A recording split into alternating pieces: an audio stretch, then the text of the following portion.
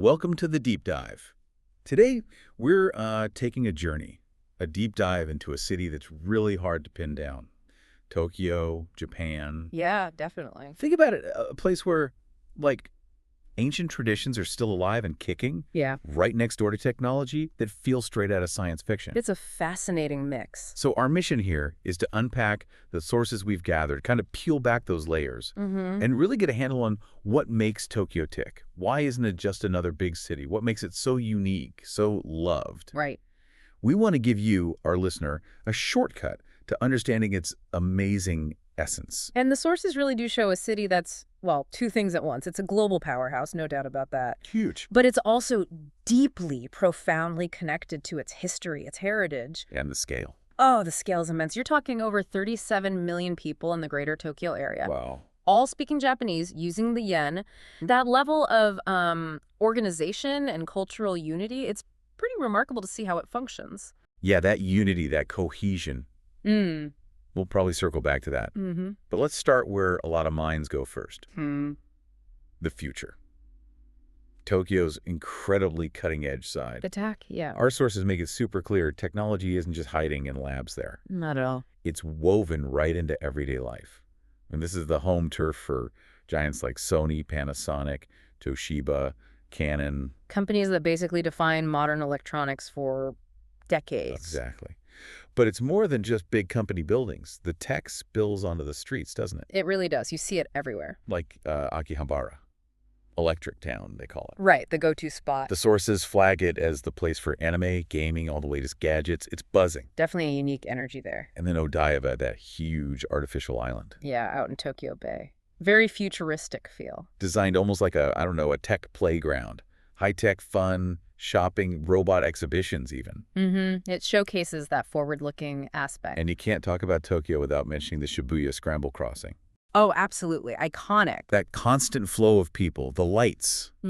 It's like a symbol of the city's energy. It really captures that dynamism. But what really hits home from the sources is how normal all this tech is in daily life. Right. It's integrated. Things like driverless trains just gliding through the city. Robot restaurants may be a bit quirky, but they exist. And the smart toilets, of course. And yeah, the smart toilets, they're almost standard. It's not just gadgets for fun. It feels like it's about making life smoother. More efficient, maybe. More interesting. Yeah, exactly. And I think it's important to understand the why behind all this tech.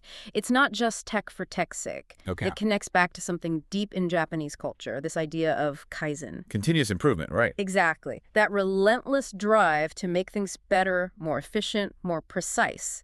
It's not just for businesses. It sort of permeates the whole society. Okay. So that mindset fuels the innovation. Precisely.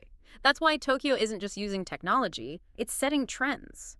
In robotics, automation, even pop culture influenced by tech, it's always looking ahead. Okay, so we've got this picture of a hyper-modern, almost sci-fi city. But here's the fascinating part, the paradox maybe.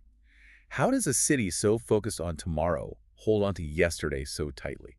That's the magic of Tokyo, isn't it? Because the sources show that Tokyo's ancient heart is beating just as strong. You've got these centuries-old temples, peaceful shrines. Standing right alongside the glass and steel towers. It's a beautiful contrast. And these aren't just, museum pieces. They're active centers. Living history. The sources mention Sensoji Temple in Asakusa, Tokyo's oldest Buddhist temple. Arguably the most famous. You go there, and there's this incredible sense of peace, even with all the crowds. A real haven. Yeah, you feel that history. And then Meiji Shrine. Meiji Jingu. So different. It's this huge, calm forest right in the middle of the city. Dedicated to Emperor Meiji and Empress Shokin. A Shinto shrine. It really shows that connection between nature and spirituality in Japanese culture. Yeah. Very serene. And the Imperial Palace. Naturally. The emperor's residence, yeah. Surrounded by these stunning gardens. It's like stepping back in time, right in the city center. It's amazing they coexist so seamlessly. And these places aren't separate from daily life either. They tie into traditions and festivals that are still a huge deal today. Like the cherry blossoms, Sakura season. Exactly. The sources talk a lot about Hanami, the flower viewing tradition in spring. People gather in parks. Thousands of people. It's not just about pretty flowers. It's a moment for reflection on beauty, on how fleeting life is, a real connection to nature. That's beautiful. And beyond that, you've got things like traditional tea ceremonies, still practiced meticulously. Right. Sumo wrestling, ancient, powerful sports, still incredibly popular. Huge cultural significance. And the kimono culture, the artistry involved, these aren't relics, they're living traditions actively kept alive. And that provides such a strong counterpoint to the tech side we were just talking about. It really does. That active preservation is key. Okay, speaking of things that engage the senses, let's talk food. Ah, yes. Tokyo's food scene. Get this, our sources confirm it. Tokyo has more Michelin-starred restaurants than any other city. Anywhere. More than Paris, more than New York. It's astounding. Just let that sink in. It's the global benchmark for fine dining. But it's not just fine dining, is it? The range is incredible. Oh, totally. The sources paint this amazing picture. Of course there's sushi. You have to talk sushi. Especially thinking about places like the Toyosu Fish Market, successor to Tsukiji, the freshness. Unbeatable. But then ramen. Oh, ramen is a whole universe in Tokyo. Forget the instant stuff. The sources describe endless regional varieties. Each bowl is like a work of art. Rich tonkatsu, lighter shio. So much complexity. And then the street food. Yes.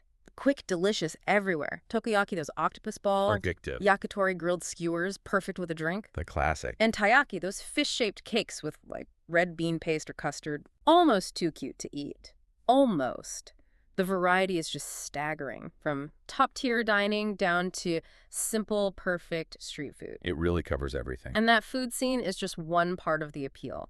The sources also highlight so many must-visit places, each with its own vibe. Like the towers, Tokyo Tower. Yeah, the orange and white one, inspired by the Eiffel Tower. Great views. And now the Tokyo Skytree. Yep. Much taller, way taller. 634 meters.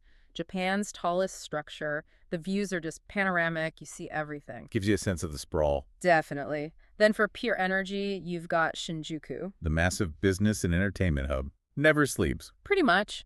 Neon lights, huge buildings, endless shops and restaurants. Very vibrant. Contrasting with somewhere like Harajuku. Totally different feel. Harajuku is all about youth culture, street style, quirky fashion. Very unique. And for a breather. Ueno Park is great for that. Big park, museums, the zoo. They have pandas. Pandas. Right. And cherry blossoms there too, I bet. Oh, yeah. Beautiful during Sakura season. Yeah. Then there's Ginza for the high-end experience. Luxury shopping, fancy dining. Exactly. But what I find really interesting, something that perfectly blends the two sides of Tokyo. Yeah. Places like Team Lab Planets or Team Lab Borderless.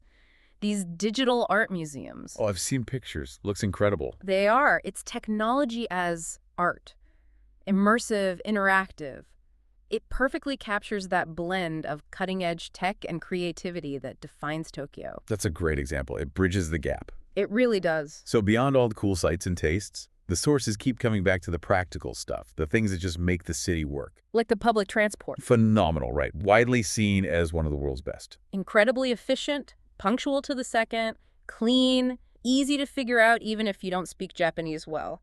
And the Shinkansen, the bullet trains. Whisking you off to other cities at crazy speeds makes getting around Japan so easy. But it's also the overall feeling. The sources stress how safe Tokyo is. Remarkably safe for such a huge city. And clean. Spotless, almost. That emphasis on order and cleanliness is very apparent.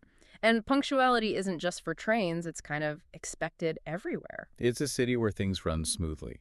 Incredibly smoothly. And that efficiency, that solid infrastructure, it's not just nice for residents and tourists, it's fundamental to Tokyo's global clout. How so? Well, the sources consistently place it as a major financial center, one of the big four global cities, you know, alongside New York, London, Paris. A real economic powerhouse. Absolutely. And hosting the Olympics, even though they were delayed to 2021. Right, the 2020 Games held in 21. That further cemented its place on the world stage. It showed off its organizational skills, its style. And reinforced its role as a trendsetter. Definitely. In fashion, pop culture, anime, robotics, Tokyo influences trends globally. It's constantly innovating, but again, without losing sight of its roots. So wrapping up this deep dive, it feels like the core appeal, the real magic of Tokyo, is crystal clear now. What stands out most to you? It's that unbelievable balancing act. This city manages to be relentlessly futuristic, always pushing forward, while also deeply respecting and, importantly, living its ancient traditions every single day. That blend is unique. Yeah.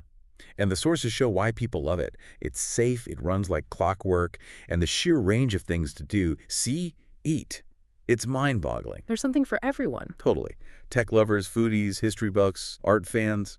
Tokyo delivers something amazing for all of them. Which leads to a final thought, maybe something for you, our listener, to chew on. Okay. How does a city actually do that? How does it manage to embrace warp-speed technological change and massive global influence? Right.